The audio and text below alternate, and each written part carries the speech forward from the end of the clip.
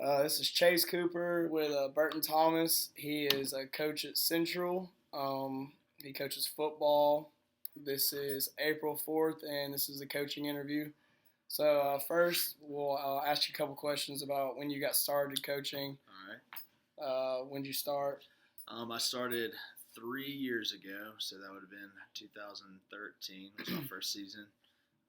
Yeah, I've been doing it for 3 years. You've been So, coaching football? Yep, football, and then I also helped with wrestling for 1 year and baseball for 1 year. Okay. Um, so, let's get started on, like, what made you want to go into coaching in the first place? I love sports, and I knew I wasn't going to be a professional athlete, so might as well start coaching. I just love being around sports, being around kids, and helping them succeed. I think I find it a lot of fun. Okay. As you're coaching now and you're getting into your career, what are some important qualities of a coach to you? Um, Important qualities of a coach. Well, you want to be a leader, definitely. You want to be a role model to the players that you are coaching. You you always want they're going to be looking up to you, so you have to set the example and live the way that you're telling them to live, because you want them to be good members of society and good people as well. So you have to definitely be a good role model and set the example for those kids. Um, Also, you want them to know that winning is definitely important. To me, it is, but it's not everything. You can't define the person that you are just by wins and losses. It goes much deeper than that. Okay, so let's go off of the winning a little bit more. What is the like successful season to you and your other coaching staffs? Well, I've been lucky in the 3 years that I've been coaching.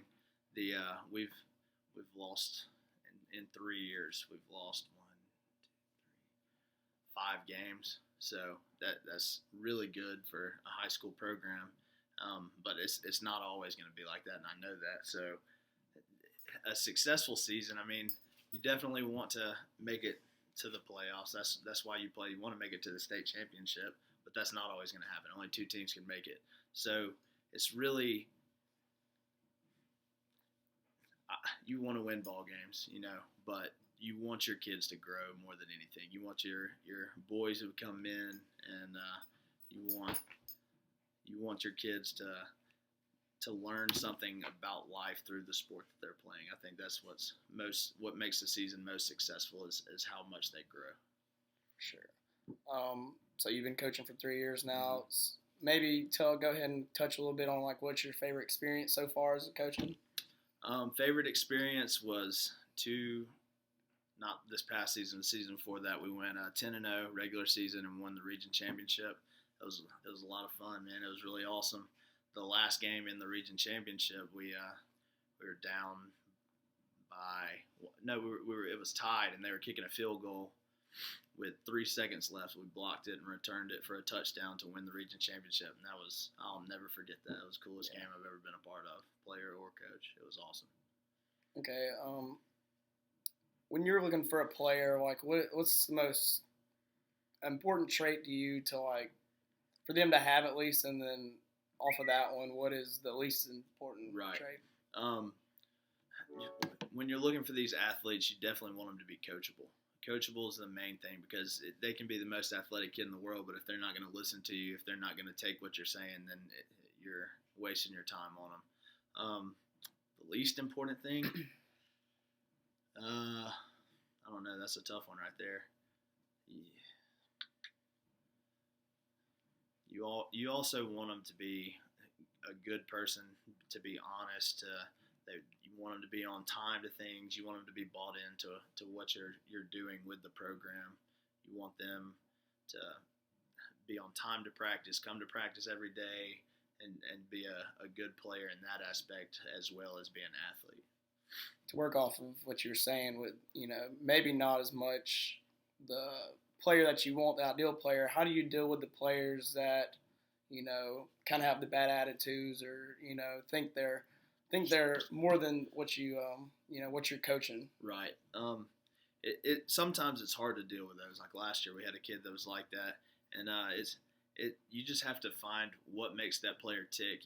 Every kid is different, so you really have to delve into what that player likes, not in life, not just sports, and kind of relate what you're trying to do with what his likes and dislikes are. That way, he'll kind of start working with you, working for you. And you really just have to work at them all season long. You can't. It doesn't happen overnight. It's going to take time.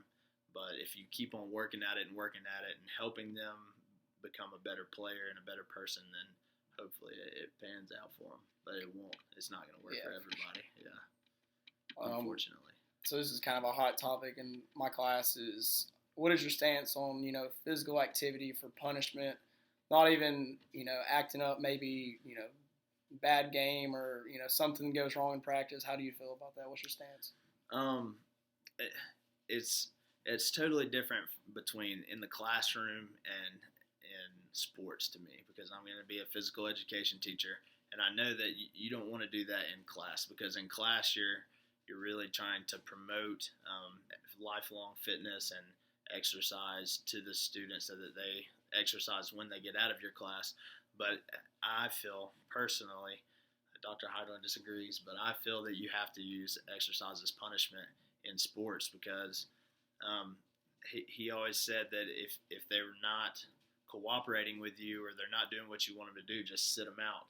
But unfortunately, in the day that we live in, you can get fired for losing games, and you don't want to sit your star player out every game because he's not cooperating. So I feel like running them up, downs, things like that, it builds mental toughness, because it's not something that you want to do, but it's something that you need to do to be a better person, to become a better athlete. And I do agree with exercise as punishment in sports, not in the classroom. For maybe those student or the players that they don't really want to do the physical activity, or they're kind of a bad apple, how do you motivate those players to finish the drill and finish the discipline and maybe learn from what they were doing through physical activity? Right. That's a tough one too. Kids that don't, from my personal experience watching other coaches and doing what I've done in the past 3 years, punishing when a player doesn't want to do the physical activity that you have signed for them, or the exercise, because they've misbehaved or done something wrong, and you're giving them a punishment. I've found that punishing the whole team really helps them realize that now it's not just on you, it's on everybody, and everybody's suffering from your consequences. So it helps them to realize it's not just about me, it's about the whole entire team. This punishment is not just on me, it's on me because I hurt the team. So getting the whole team aspect really helps, and punishing the entire team when one person is misbehaving or acting up really it shows them, like I said, that it's not just about them. So it does help. I've seen that it helps. Going away from kind of the players, how do you deal with parents? So a lot of kids, their parents, just engrave, maybe the wrong, way to do something in sports, and they're always in your ear. How do you deal with that? Parents is something that's very difficult to deal with. You're always going to have them every season, and the best thing to do that I've found is just to meet with them one-on-one, talk to them, have a conference with them and their son or daughter, whatever you're coaching, and talk about what's wrong, what they think is wrong, what they think, if their child's not playing enough, talk to them about it, and then explain to them why you're doing what you're doing. If you're sitting that kid, there's a reason for it. It's not just because you don't like them. You're sitting them for a reason. So let the parent talk about it, and then talk to them and tell them how you feel about it and what's your stance. And 9 times out of 10, that really does solve the problem with parents like that, because, like I said, you're going to find them But once you sit them down and talk to them and tell them, well, this is what's happening and this is what's going wrong and that's why he's not playing or that's why I took him out of the game or whatever, they see it, they understand, and they calm down a little bit. Well, you kind of coach football, but you also coached baseball and wrestling for a Right. while. And those two sports, the parents can kind of be more of, loud in the games and Right. the matches. How did you deal with, maybe the parents that just wouldn't stop, Right. especially in baseball? Yeah. Luckily, the season I did baseball, we never had a situation like that. But I feel like if that were happening, you wouldn't want to handle it right then because although it is embarrassing for the whole team and for everybody around, you don't want to draw even more attention to it. I would say deal with it after the game or a day later. It's all the rule that we've had at Central is like 24-hour rule. Like if you're mad about something or something's going on, don't address it for 24 hours. That way everybody can cool down and you're not as mad about it the next day, or you're not just so heated that you're not going to see another side of an argument. So give it time, wait it out a little bit, and then talk to them about it one-on-one, especially a parent like that in baseball. You would wait, don't draw attention to it right then because then it's going to be an even bigger ordeal. But you definitely want to address it with that parent one-on-one afterwards. Speaking with working off that, like sportsmanship in general, how do you deal with the referees and maybe the players talking to referees, and how do you deal with as a coach also with the referees when they're going to make Right. mistakes and everything?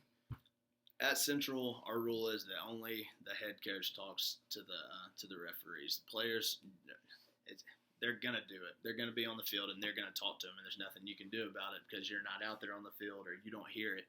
But we really harp on only the head coach talks to the officials, even the assistant coaches. If they have something to say, we go and talk to the head coach about it, and then the head coach will talk to the official because the head coach gets to talk to the officials before the game. And if you're nice to the officials before the game, if you get to know them, you're going to have them later in the season. You won't have the same officials. You'll have the same officials for a couple of games, So you want to that dog's going crazy, man. You want to get to know them and be friendly and cordial with them. And then when something's going wrong, you don't want to yell at them. You don't want to get aggressive with them. You just want to talk to them about it. And if you handle it that way, they'll listen to you.